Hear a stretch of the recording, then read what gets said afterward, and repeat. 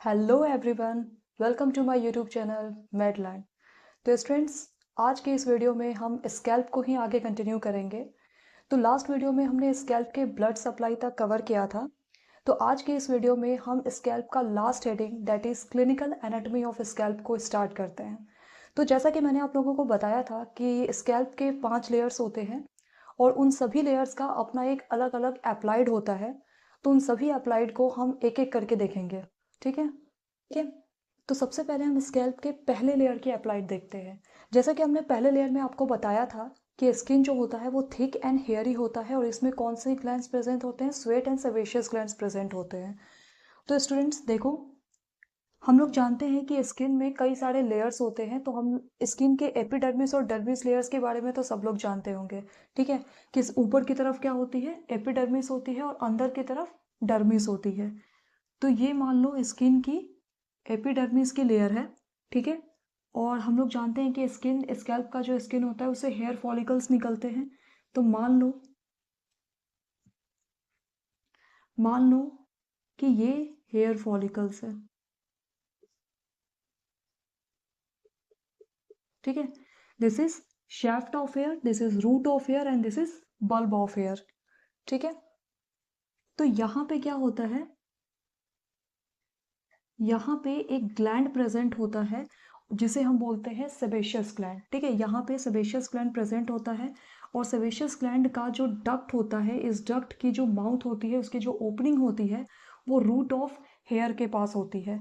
तो अगर किसी वजह से ये जो डक्ट होता है सेबेशियस ग्लैंड का, अगर ये क्लोज्ड हो जाए, ये ओपन ना हो पाए, क्लोज्ड हो जाए, तो क्या होगा, और फिर भी अगर सेबेशियस ग्लैंड, अगर ये सेबेशियस ग्लैंड का डक्ट क्लोज्ड हो जाता है और फिर भी अगर सेबेशियस ग्लैंड कॉन्टिन्यूअसली सिक्रेट करते जा रहा है, तो फाइनली क्या होगा, ये डायलेट्स का जो अप्लाइड होगा वो होगा सेबेशियस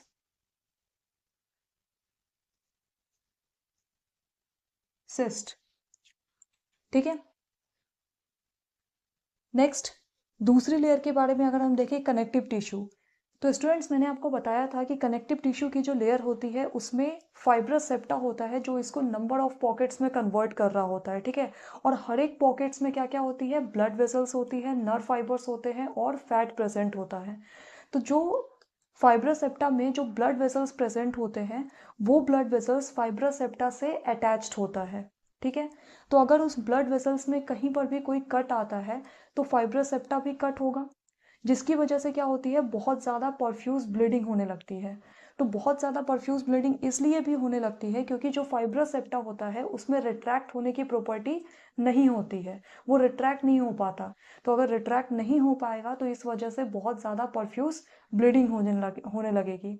ठीक है, तो उस ब्लीडिंग को रोकने के लिए क्या किया जाता है कि जहाँ पर ब्लीडिंग होना शुरू है, जहाँ पे ब्लीडिंग हो रही है, वहाँ पे हमें फिंगर से या फिर हाथ से क्या करना पड़ता है, उसे कंप्रेस करना पड़ता है उस एरिया को।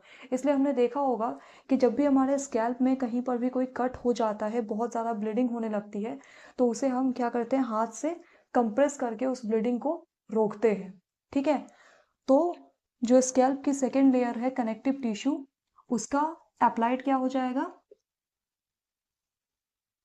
Perfused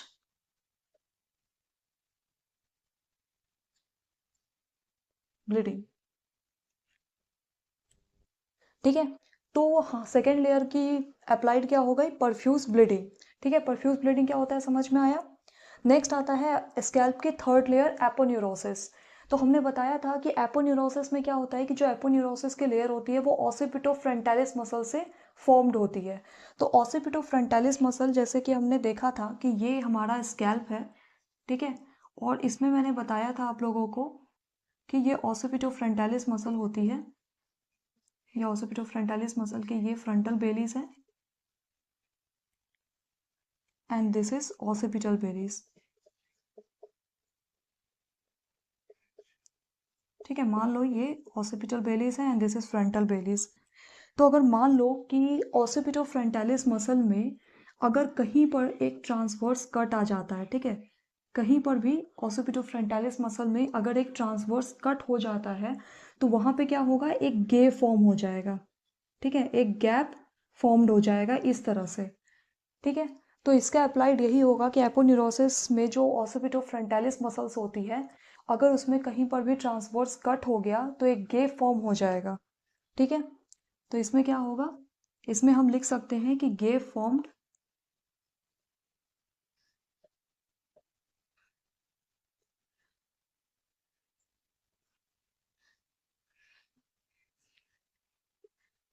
when there is a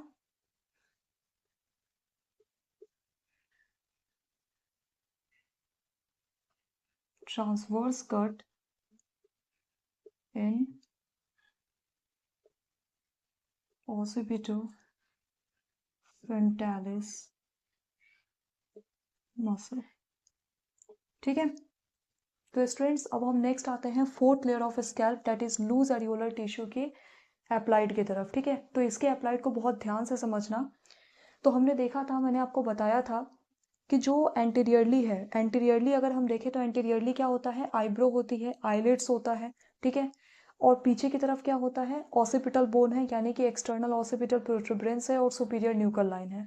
और लैटरली भी टेम्पोरल बोन है, यानी कि यहाँ पे जाइगोमेट्रिक आर्च है, सुपीरियर टेम्पोरल लाइन है। तो पीछे की तरफ भी क्या है, एक तरह से स्कैल्प का बोनी अटैचमेंट हो रहा है, लैटरली भी बोनी अटैचमेंट हो रहा है। लेकिन एंटीरियरली अगर हम देखें स्कैल्प को, तो एंटीरियरली क्या है, आईब्रो है और आईलिड्स है, तो कोई बोनी अटैचमेंट एंटीरियरली नहीं हो रहा।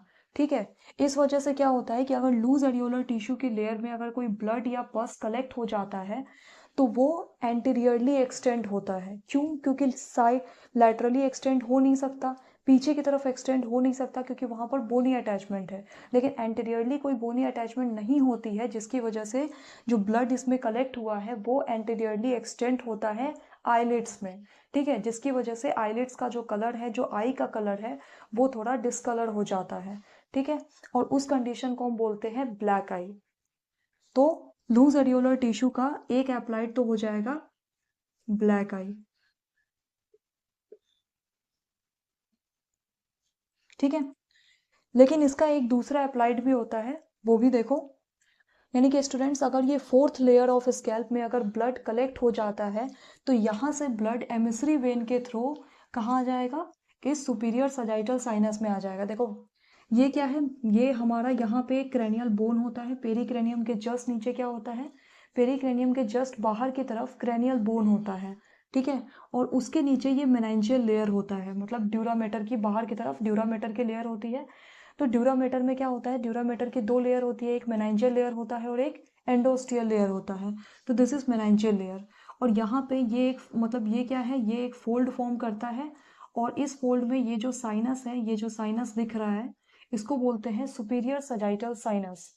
ठीक है, तो फोर्थ लेयर ऑफ स्कैल्प में अगर ब्लड कलेक्ट होगा तो ये एमिसरी वेन के थ्रू इस सुपीरियर सजाइटल साइनस में आ जाता है, और वहां पे क्लॉट बन जाता है, यानी कि उस क्लॉट को हम थ्रोम्बस कहते हैं। ठीक है, थ्रोम्बस फॉर्म कर देता है, और ये किसी भी इंसान के लिए बहुत डेंजरस हो सकता है, इसकी वजह से उस पर्सन की डेथ भी हो सकती है।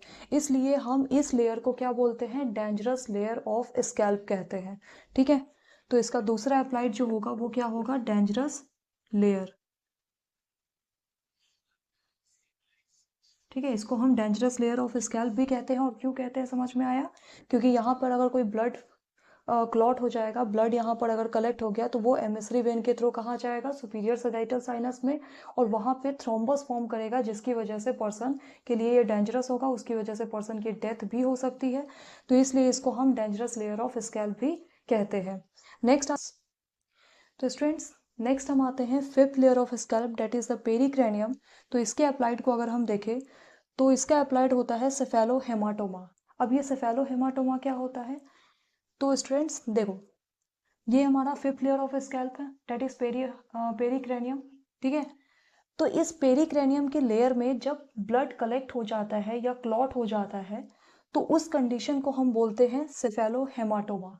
ठीक है, यानी कि सब पेरियोस्टियम कलेक्शन ऑफ ब्लड को हम बोलते हैं सेफेलोहेमाटोमा। ठीक है, जब इस लेयर में ब्लड कलेक्ट हो जाएगा या क्लॉट हो जाएगा तो उस कंडीशन को बोलेंगे सेफेलोहेमाटोमा। ठीक है, तो ये हमारा था स्कैल्प के पांचों लेयर के जो अपने अलग अलग अप्लाइड हैं, उसको हमने देखा। एक और अप्लाइड होता है स्कैल्प का, that is safety valve haematoma. Safety valve haematoma जो होता है ये बेसिकली छोटे बच्चों में होता है। ठीक है, हमने देखा होगा कि जब छोटे बच्चे गिर जाते हैं या उन्हें चोट लग जाती है तो उनके स्कैल्प में सूजन हो जाती है। क्यों? क्योंकि उनका जो स्कैल्प होता है वो काफ़ी कमज़ोर होता है। ठीक है, तो देखो, हमने ये स्कैल्प का पांचों लेयर बनाया, ठीक है। और ये बाहर की तरफ जो ये लेयर दिख रहा है आपको ब्लैक कलर से, ये कौन सी लेयर है? ड्यूरामेटर की लेयर है, ठीक है। ड्यूरामेटर का मेनांजियल लेयर है, तो ड्यूरामेटर की लेयर है। और ये बोन है cranial bone, this is cranial bone and this is dura mater की लेयर। ओके, और ये हमारा पेरिक्रेनियम की लेयर है। तो अगर मान लो कि अगर बच्चे बच्चे को कोई चोट लग गया या वो गिर गया, तो उसकी अगर ये क्रेनियल बोन अगर फ्रैक्चर हो जाती है, ठीक है, अगर क्रेनियल बोन फ्रैक्चर हो जाती है, पेरिक्रेनियम की लेयर फ्रैक्चर हो जाती है, या ड्यूरामेटर टियर हो जाती है, ठीक है, तो इस सब कंडीशन में क्या होता है कि यहाँ पे इस साइनस में जो ब्लड कलेक्ट हुआ था, इस साइनस में जो ब्लड कलेक्टेड है वो डायरेक्टली एमिसरी वेन के थ्रू कहाँ चली जाएगी? फोर्थ लेयर ऑफ स्कैल्प में, that is the loose areolar tissue में। ठीक है, मतलब अगर मान लो क्रेनियल बोन फ्रैक्चर हो गया, ड्यूरामेटर टियर हो गया, या पेरिक्रेनियम फ्रैक्चर हो गया, तो इस साइनस में जो ब्लड कलेक्टेड है वो directly loose areolar tissue layer में चली जाएगी, जिसकी वजह से बच्चे का जो स्कैल्प होगा उसमें स्वेलिंग आ जाती है। तो उस कंडीशन को बोलते हैं सेफ्टी वॉल्व हेमाटोमा। ठीक है, तो स्टूडेंट्स इस वीडियो में स्कैल्प में इतना ही था। तो मिलते हैं नेक्स्ट वीडियो में न्यू टॉपिक के साथ। Okay, thank you.